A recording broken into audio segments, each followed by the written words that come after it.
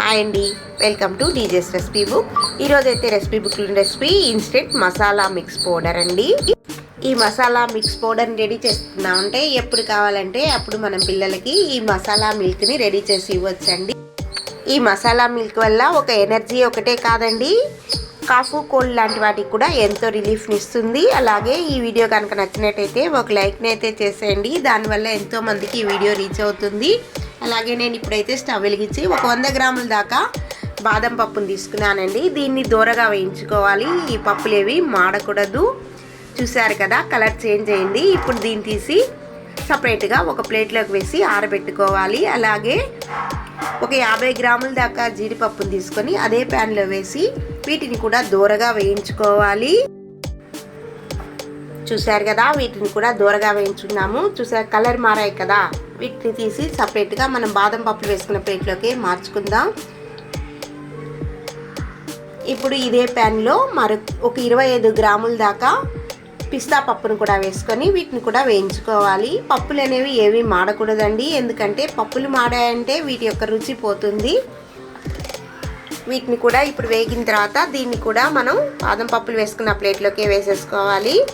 ఇప్పుడు ఇదే ప్యాన్లో ఒక 20 దాకా లవంగాలు, ఒక 2 ఇంచుల దాల్చిన చెక్క, ఒక 15 యాలకులు, అలాగే 2 స్పూన్ల దాకా మిరియాలు, కొద్దిగా జాజికాయ, ఒక 2 అంగుళముల శొంఠిని కూడా వేసుకోవాలి. శొంఠిని వేసేటప్పుడు దాన్ని కొంచెం నల్లకుట్టి వేసుకోవాలండి. ఇప్పుడు వీటన్నిటిని 1 నిమిషం సేపు వేపుకోవాలి. ఇలా వేగిన తర్వాత స్టవ్ ఆఫ్ చేసేసి వీటిని కూడా చల్లారనివ్వాలి. ఇప్పుడు ఒక మిక్సీ జార్ తీసుకొని అందులో ఒక 150 గ్రాముల దాకా చక్కెరని అయితే వేసుకొని అందులో చల్లారబెట్టుకున్నటువంటి మసాలా దినుసులను కూడా వేసుకోవాలి. ఒక 1.5 స్పూన్ దాకా పసుపును కూడా యాడ్ చేసుకొని దీన్ని మిక్సీ పట్టుకోవాలి. చూసారు కదా, ఈ మాదిర షుగర్ అయితే మెత్తగా పొడిలాగా అయిపోవాలండి. ఇలా మెత్తగా పొడి చేసుకున్న తర్వాత ఇందులో మనం ముందుగా వేయించి రెడీ చేసుకున్నటువంటి చల్లారిన నట్స్ను కూడా చేర్చుకొని కొద్దిగా బరకగా వేసుకోవాలి. నట్స్ అయితే మరీ మెత్తగా మెదగకూడదు, పలుకులు పలుకులుగా అక్కడక్కడ తగులుతూ ఉండాలి. అప్పుడే మసాలా మిల్క్ చాలా టేస్ట్గా ఉంటుంది. చూసారు కదా, ఈ మాదిర పలుకులు అయితే కనపడుతూ ఉండాలండి. ఇప్పుడు దీన్ని మనం ఏదైనా ఒక ఎయిర్ టైట్ కంటైనర్లో పెట్టుకున్నామంటే దాదాపుగా ఒక నెల రోజుల పాటు వాడుకోవచ్చు. ఇప్పుడు మసాలా మిల్క్ని ఎలా ప్రిపేర్ చేయాలో తెలుసుకుందాం. స్టవ్ వెలిగించుకొని ఒక పాత్రను పెట్టి అందులో ఒక 1/2 లీటర్ దాకా పాలను అయితే నేను వేసుకున్నాను.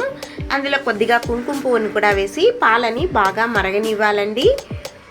మీరు ఎంతమంది కావాలనుకుంటున్నారో దానికి తగినట్టుగా పాలను యాడ్ చేసుకోండి. ఇందులో నేను తీసుకున్న ఈ 1/2 లీటర్ పాలకి దాదాపుగా 3 టేబుల్ స్పూన్ల దాకా ఈ పౌడర్ని వేసుకున్నాను.